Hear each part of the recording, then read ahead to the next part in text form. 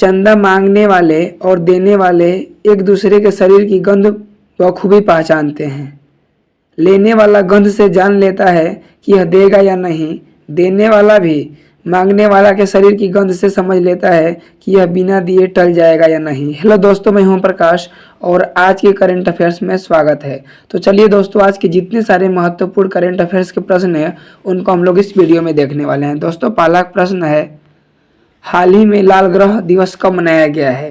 तो दोस्तों, लाल ग्रह दिवस जिसे हर साल 28 नवंबर को मनाया जाता है, यह जो है हाल ही में मनाया गया है। ऑप्शन नंबर जो है दोस्तों वो सी राइट आंसर होगा, 28 नवंबर। ठीक है दोस्तों, लाल ग्रह दिवस की जो शुरुआत है वो 28 नवंबर 1964 में हुई थी। ठीक है, काफ़ी इंपॉर्टेंट प्रश्न है दोस्तों, याद रखिएगा। ठीक है दोस्तों, अगर आप इस चैनल पे नए होंगे तो चैनल को जरूर सब्सक्राइब करिएगा और शेयर भी करते चलिएगा। दोस्तों, हम लोग इस वीडियो में करंट अफेयर्स के साथ साथ स्टैटिक जीके भी देखने वाले हैं, तो आप लोग इस वीडियो को कंप्लीट देखिएगा और अपने दोस्तों के साथ शेयर जरूर करिएगा। ठीक है, हाल ही में इंदिरा गांधी शांति पुरस्कार 2024 किसे दिए जाने की घोषणा की गई है?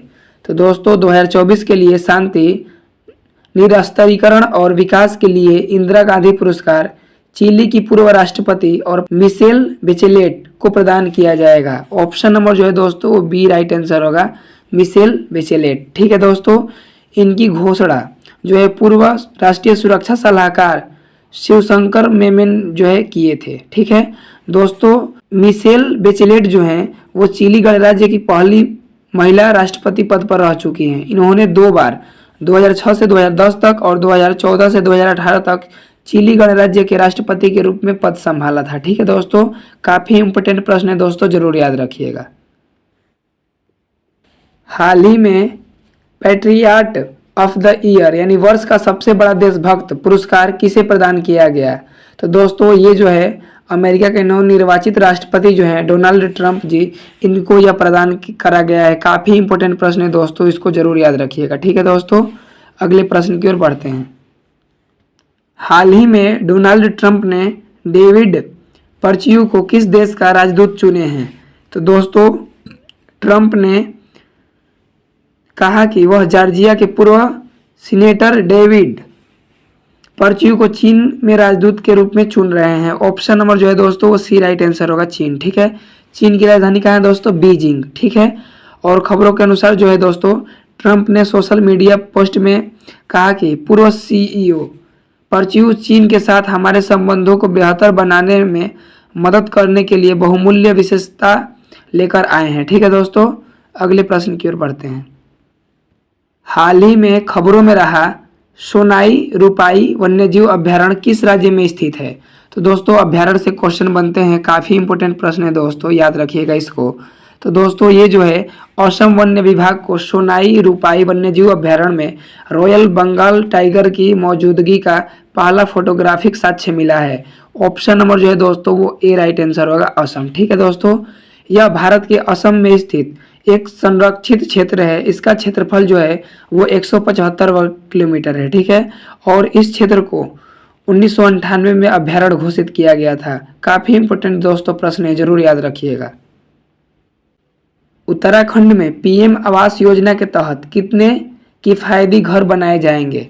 तो दोस्तों, उत्तराखंड आवास विकास परिषद और MDDA पे के तहत कम आय वाले परिवारों के लिए दोस्तों जो है 16,000। ठीक है, मैं माफ़ी चाहूँगा 6,000 बोला हूँ, शायद 16,000 होगा। ठीक है, और यह पहल पीएम मोदी के अंत्योदय के तहत जो है दोस्तों ये जो है स्वीकृत किया गया है। काफ़ी इंपोर्टेंट है दोस्तों, जरूर याद रखिएगा। हाल ही में अन्न चक्र और स्कैन पोर्टल का अनावरण किसने किया? तो दोस्तों, हाल ही में केंद्रीय मंत्री प्रहलाद जोशी ने सार्वजनिक वितरण प्रणाली आपूर्ति श्रृंखला अनुकूलन उपकरण अन्न चक्र और स्कैन पोर्टल लॉन्च किया। ठीक है दोस्तों, ऑप्शन नंबर जो है दोस्तों वो सी राइट आंसर होगा, प्रहलाद जोशी। दोस्तों, स्कैन पोर्टल एकल विंडो में सब्सिडी दावों को प्रस्तुत करने की अनुमति देता है और त्वरित समाधान की सुरक्षा देता है। ठीक है दोस्तों, एग्जाम वाली बात में दोस्तों आप सभी का स्वागत है। तो चलिए एग्जाम वाली बात में हम लोग कुछ इंपॉर्टेंट तथ्य को देखते हैं। सौर मंडल की खोज किसने करी? दोस्तों, आप सबको पता होगा कि जो सौर मंडल हैं इसकी खोज कोपरनिकस किए थे। ऑप्शन नंबर जो है दोस्तों वो सी राइट आंसर होगा। दोस्तों अगर आपसे पूछ लिया जाए कि न्यूटन की कुल कितने गति नियम है, 3 गति नियम है। पहला है जड़त्व का नियम, दूसरा संवेग का नियम, तीसरा क्रिया प्रतिक्रिया। ठीक है दोस्तों। गैलीलियो जो है दोस्तों वो दूरबीन के आविष्कारक हैं। कोपरनिकस ग्रहों के खोज करते हैं। ठीक है। एक क्वेश्चन जो पूछा जाता है, ग्रहों के नियम जो है गति के नियम के प्रतिपादक कौन थे, तो केपलर थे। ठीक है। निम्नलिखित में से कौन सा आकार के अनुसार सौरमंडल का सबसे बड़ा ग्रह है, तो दोस्तों सौरमंडल का जो है सबसे बड़ा जो ग्रह है दोस्तों वो बृहस्पति है। ऑप्शन नंबर जो है दोस्तों वो ए राइट आंसर होगा, बृहस्पति। और वहीं पूछा जाए दोस्तों कि सौरमंडल का दूसरा सबसे बड़ा ग्रह कौन सा है, तो शनि है। ठीक है। हमारे सौरमंडल का कौन सा ग्रह अपने प्रमुख छल्लों के लिए जाना जाता है, तो दोस्तों जो शनि ग्रह है उसके जो है बगल में जो है विंग्स जो है छल्लों का पाया जाता है, छल्लों का आकार का कुछ पाया जाता है। ठीक है दोस्तों। ऑप्शन नंबर जो है बी राइट आंसर होगा। सौरमंडल में दूसरा सबसे बड़ा ग्रह कौन सा है, तो दोस्तों सौरमंडल का दूसरा सबसे बड़ा जो ग्रह है दोस्तों वो शनि है। ठीक है। और सबसे बड़ा बृहस्पति है। सबसे छोटा कौन सा है दोस्तों, बुध है। सूर्य से दोस्तों ग्रहों का क्रम याद रखिएगा कि ये सूर्य हो गए, उसके बाद बुध, शुक्र, पृथ्वी, मंगल, बृहस्पति, शनि, अरुण, वरुण। ठीक है।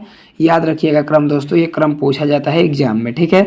कि पृथ्वी जो है वो किन ग्रहों के बीच में स्थित है, तो बुध, शुक्र, पृथ्वी। तो दोस्तों शुक्र और किसके ग्रह के बीच में, कमेंट बॉक्स में बताइए। बुध, शुक्र, पृथ्वी और मंगल, मंगल और शुक्र के बीच में स्थित है। इंपॉर्टेंट क्वेश्चन दोस्तों। एक क्वेश्चन और बनता है कि किन ग्रहों के बीच में जो है दोस्तों वो क्या पाए जाते हैं, छल्ले पाए जाते हैं दोस्तों, या दोस्तों बोल सकते हैं आप लोग दोस्तों क्षुद्र ग्रह। ठीक है दोस्तों, क्षुद्र ग्रह। तो मंगल और बृहस्पति के बीच में पाए जाते हैं दोस्तों क्षुद्र ग्रह। ठीक है। ठीक है। अगले प्रश्न की ओर बढ़ते हैं। यह क्वेश्चन रिपीट हो गया है तो इसका क्या आंसर होगा आप लोग अभी कमेंट बॉक्स में बताइएगा। ठीक है दोस्तों। यह आप लोग के लिए क्वेश्चन छोड़ दे रहा हूँ। सौरमंडल का सबसे बड़ा उपग्रह निम्नलिखित में से कौन सा है, तो दोस्तों सौरमंडल का जो सबसे बड़ा उपग्रह है वो गैनीमेड है। ऑप्शन नंबर जो है दोस्तों वो डी राइट आंसर होगा। ठीक है दोस्तों।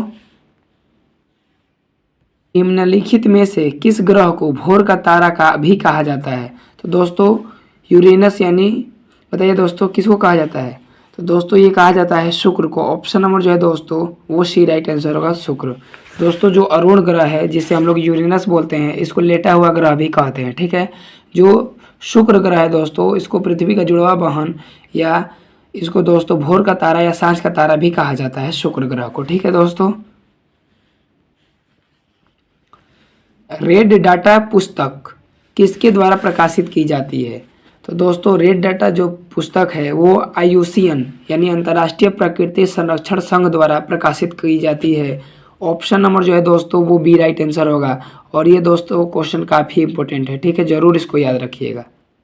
डेटा यानी लाल सूची बुक किससे संबंधित है, तो दोस्तों जो यह जो है विलुप्त होने के कगार पर जंतु से संबंधित है। ऑप्शन नंबर जो है दोस्तों वो सी राइट आंसर होगा। या रेड डाटा पुस्तक क्या है दोस्तों, विलुप्त प्राणियों की सूची है।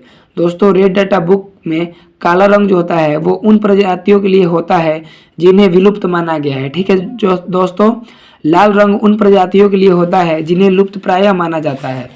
एम्बर रंग उन प्रजातियों के लिए होता है जिन्हें कमजोर माना जाता है। और सफ़ेद रंग उन प्रजातियों के लिए होता है जिन्हें दुर्लभ माना जाता है। और हरा रंग उन प्रजातियों के लिए होता है जिन्हें पहले लुप्तप्राय माना गया था लेकिन अब उनकी संख्या बढ़ रही है। ठीक है दोस्तों। भारतीय अंतरिक्ष कार्यक्रम के जनक कौन थे, तो दोस्तों भारतीय अंतरिक्ष कार्यक्रम के जनक डॉक्टर विक्रम भाई सारा थे। ऑप्शन नंबर जो है दोस्तों वो ए राइट आंसर होगा। भारतीय परमाणु कार्यक्रम का जनक किसे माना गया है, तो दोस्तों ये माना जाता है डॉक्टर होमी भाभा को। ऑप्शन नंबर जो है दोस्तों वो ए राइट आंसर होगा। इंपॉर्टेंट प्रश्न है दोस्तों, जरूर याद रखिएगा।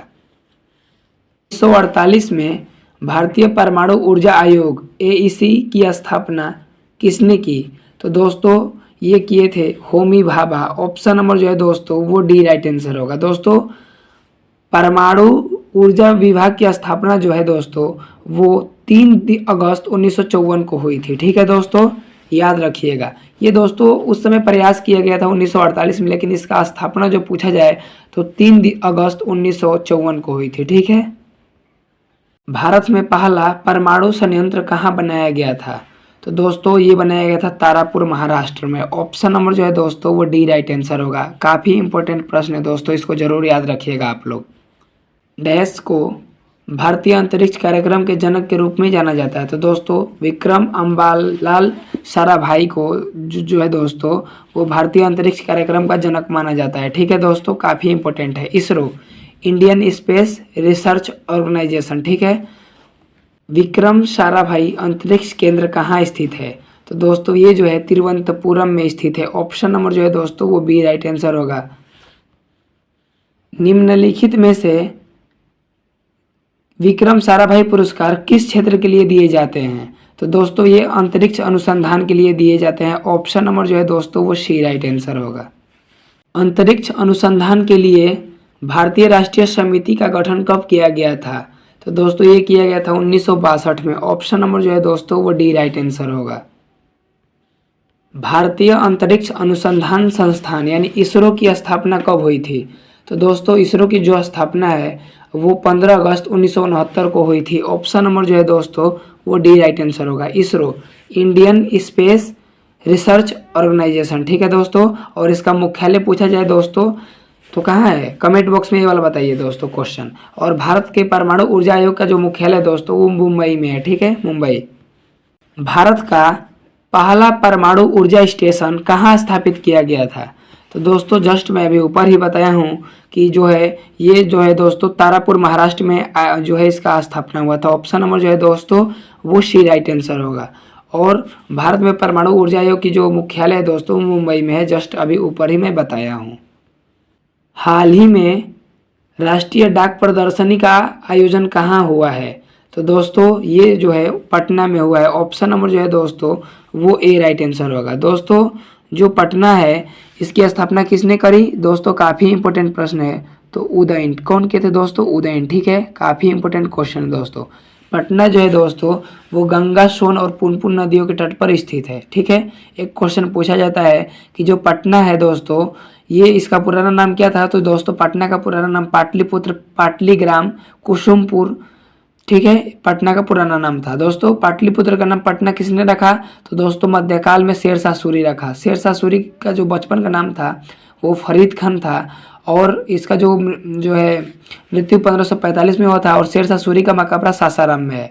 दोस्तों शेरशाह सूरी 1539 में चौसा का युद्ध हुमायूं और शेरशाह सूरी के बीच में हुआ था, जिसमें शेरशाह सूरी विजय हुआ। ठीक है।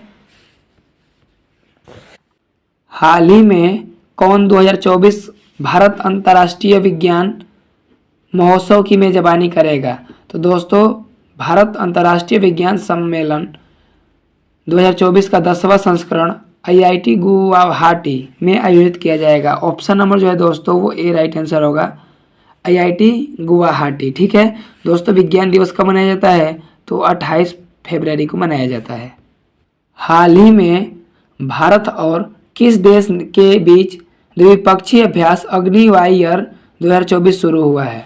तो दोस्तों अग्नि वॉरियर जो है वो भारत और सिंगापुर की सेना के बीच जो है दोस्तों शुरू हुआ था 30 नवंबर को। और इसका जो है दोस्तों समापन हो गया, संपन्न हो गया। ठीक है। ऑप्शन नंबर जो है दोस्तों वो ए राइट आंसर होगा। भारत और सिंगापुर के बीच में स्थित था। ये पुराना करंट अफेयर्स का प्रश्न है। हाल ही में किसे सिंगापुर के सर्वोच्च कला सम्मान से सम्मानित किया गया है? तो दोस्तों ये किया गया है जी रेटनम। ऑप्शन नंबर जो है दोस्तों वो ए राइट आंसर होगा। इन्हें किया गया है सम्मानित। हाल ही में भारत के पहले ग्रीन हाइड्रोजन फ्यूल स्टेशन का उद्घाटन कहाँ किया गया है? तो दोस्तों ये किया गया है अमारा राज इंफ्रा ने लेह में भारत का पहला ग्रीन हाइड्रोजन ईंधन स्टेशन स्थापित किया है। ऑप्शन नंबर जो है दोस्तों वो ए राइट आंसर होगा, लेह। ठीक है। हाल ही में 2023-24 में भारत का दूध उत्पादन कितने प्रतिशत बढ़ा है? तो दोस्तों भारत में साल 2022-23 जो है दोस्तों 2023-24 में दूध का उत्पादन 3.78% बढ़कर 239.3 मिलियन टन हो गया है। ठीक है दोस्तों। यह दुनिया में सबसे ज़्यादा दूध उत्पादन करने वाला देश मेरा दोस्त प्यारा देश भारत है। ऑप्शन नंबर जो है दोस्तों वो बी राइट आंसर हुआ। ठीक है, दूध के बारे में कुछ इंपॉर्टेंट फैक्ट बता दूं जो आपके एग्जाम में क्वेश्चन बनते हैं। ठीक है दोस्तों, तो एक बार फिर से दोस्तों एग्जाम वाली बात में आप सभी का मैं स्वागत कर रहा हूं दोस्तों। तो देखिए पहला क्वेश्चन है, दूध का पीएच मान क्या होता है दोस्तों। तो दूध का जो पीएच मान होता है दोस्तों 6.4 से 6.6 के बीच में होता है। ऑप्शन नंबर जो है दोस्तों वो सी राइट आंसर होगा। ठीक है दोस्तों, अगला प्रश्न देखिए आप लोग, दूध का सफेद रंग किसकी उपस्थिति के कारण होता है। तो दोस्तों ये जो है केसिन के कारण, केसिन के कारण दूध का जो रंग होता है दोस्तों वो सफेद होता है। और कैरोटीन के कारण जो है दोस्तों गाय का दूध पीला होता है। काफी इंपॉर्टेंट प्रश्न है। गाय के दूध में पीला रंग किसके कारण होता है। तो दोस्तों ये होता है कैरोटीन के कारण। ऑप्शन नंबर जो है दोस्तों वो सी राइट आंसर होगा, कैरोटीन। ठीक है दोस्तों, ऑपरेशन फ्लड शब्द संबंधित है दोस्तों, लिख लो छपेगा, लिख लो दोस्तों, ये वाला क्वेश्चन छपेगा। तो दोस्तों ये श्वेत क्रांति से संबंधित है। ऑप्शन नंबर जो है दोस्तों वो सी राइट आंसर होगा, श्वेत क्रांति। दोस्तों ऑपरेशन फ्लड जो है दूध उत्पादन से जुड़ा है और इसे श्वेत क्रांति भी कहा जाता है। दोस्तों श्वेत क्रांति का जो संबंध है वो दूध उत्पादन से है। दोस्तों यह भारत में दूध की कमी को दूर करने के लिए शुरू किया गया था, ऑपरेशन फ्लड। ठीक है दोस्तों, ऑपरेशन फ्लड निम्नलिखित में से किससे संबंधित है। तो दोस्तों ये जो है वो दूध के उत्पादन में वृद्धि से संबंधित है। ऑप्शन नंबर जो है दोस्तों वो बी राइट आंसर होगा। दोस्तों ऑपरेशन फ्लड जो है वो 13 जनवरी 1973 को 1970 को शुरू किया गया था। भारत में राष्ट्रीय दूध दिवस जो है वो हर साल 26 नवंबर को मनाया जाता है। यह दिन जो है दोस्तों डॉक्टर वर्गीज कुरियन की जयंती के उपलक्ष्य में मनाया जाता है। आप लोगों को पता होगा दोस्तों कि भारत में श्वेत क्रांति के जनक के रूप में किसे कहा जाता है। तो दोस्तों वर्गीज कुरियन, वर्गीज कुरियन को दोस्तों भारत का मिल्कमैन कहा जाता है। ठीक है, काफी इंपोर्टेंट प्रश्न है दोस्तों, जरूर याद रखिएगा। भारत में श्वेत क्रांति का जनक किसे माना जाता है। तो दोस्तों भारत में श्वेत क्रांति के जो जनक थे डॉक्टर वर्गीज कुरियन थे दोस्तों। ऑप्शन नंबर जो है दोस्तों वो सी राइट आंसर और डॉक्टर वर्गीज कुरियन। दोस्तों भारत में श्वेत क्रांति के जनक डॉक्टर वर्गीज कुरियन ने दूध की कमी से जूझने वाले देश को दुनिया का सबसे ज्यादा दूध उत्पादन करने वाला देश बनाने में अहम भूमिका निभाई।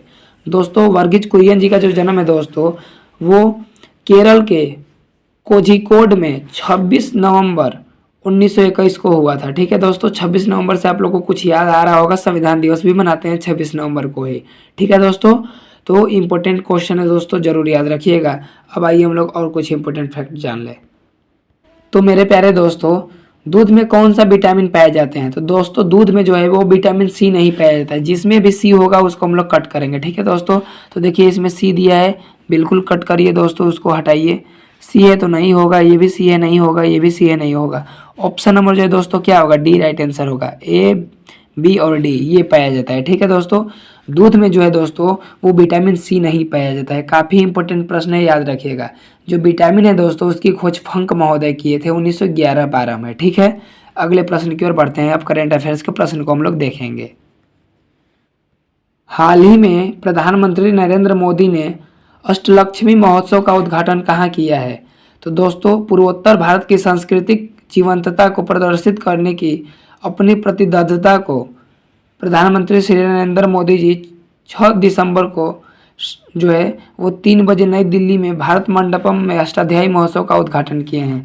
ऑप्शन नंबर जो है दोस्तों वो बी राइट आंसर होगा, नई दिल्ली। ठीक है, इंपॉर्टेंट है। और दोस्तों यह 3 दिवसीय संस्कृति महोत्सव 6 से 8 दिसंबर तक आयोजित किया जा रहा है। ठीक है, और इसे पहली बार मनाया जा रहा है, ये भी बात याद रखने योग्य है।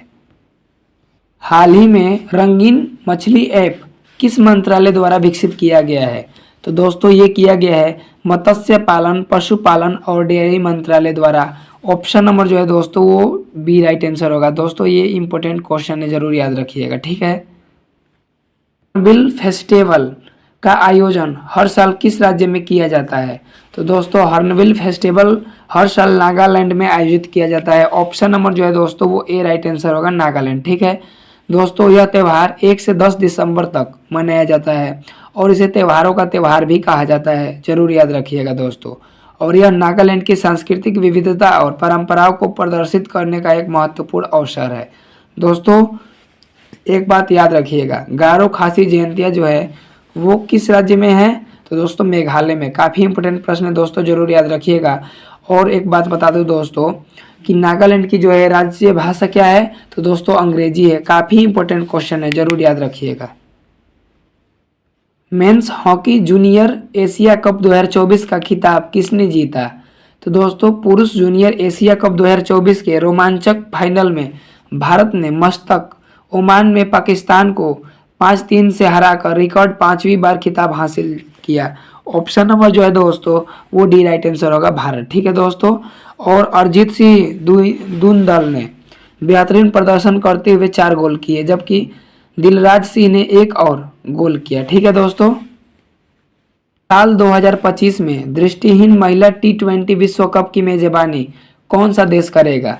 तो दोस्तों पाकिस्तान के मुल्तान में आयोजित विश्व दृष्टिहीन क्रिकेट परिषद की 26वीं वार्षिक आम बैठक के दौरान महिला T20 विश्व कप की मेजबानी के लिए भारत को चुना गया। ऑप्शन नंबर जो है दोस्तों वो सी राइट आंसर होगा, भारत। ठीक है दोस्तों। इसके आयोजन के लिए न्यूट्रल या हाइब्रिड मॉडल का उपयोग किया जाएगा। भारत ने हाल ही में किस देश के साथ संयुक्त आयोग की स्थापना के लिए समझौते ज्ञापन पर हस्ताक्षर किए हैं? तो दोस्तों हाल ही में भारत ने कुवैत के साथ संयुक्त आयोग की स्थापना के लिए समझौते ज्ञापन पर हस्ताक्षर किया। दोस्तों विदेश मंत्री एस जयशंकर और कुवैत के विदेश मंत्री कौन है दोस्तों? तो अब्दुल्ला अली याहा जो है दोस्तों ये जो है हस्ताक्षर किए हैं। काफ़ी इंपोर्टेंट दोस्तों क्वेश्चन है, जरूर याद रखिएगा। नामीबिया के किस राजनीतिक दल के राष्ट्रपति चुनाव जीता है? तो दोस्तों ये जो है स्पेवो दोस्तों south west Africa people's organisation party जो है दोस्तों यही चुनाव जीती है। ऑप्शन नंबर जो है दोस्तों वो डी राइट आंसर होगा। और आपको पता होगा दोस्तों नेतुम्बो नंदी नेतृत्वाह को दोस्तों वहाँ का राष्ट्रपति चुना गया है और वह इस देश की पहली महिला राष्ट्रपति होंगी। ठीक है दोस्तों। तो ये थे आज की वीडियो दोस्तों। वीडियो कैसा लगा जरूर कमेंट बॉक्स में बताइए और अपने साथियों के साथ शेयर जरूर करिए दोस्तों। बहुत बहुत धन्यवाद।